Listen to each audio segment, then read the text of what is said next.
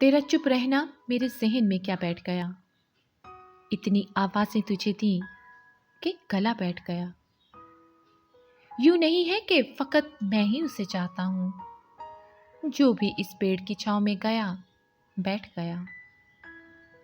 इतना मीठा था वो गुस्से भरा लहजा, मत पूछ। उसने जिसको भी जाने का कहा बैठ गया। अपना लड़ना भी मोहब्बत है, तुम्हें इल्म नहीं। चीखती तुम रही और मेरा गला बैठ गया। उसकी मर्जी, वो जिसे पास बिठा ले अपने। इसमें क्या लड़ना, भला मेरी जगह पर बैठ गया। बस में जाना में नशिस्तें नहीं होती मखसूस, जो भी एक बार जहाँ बैठ गया बैठ गया।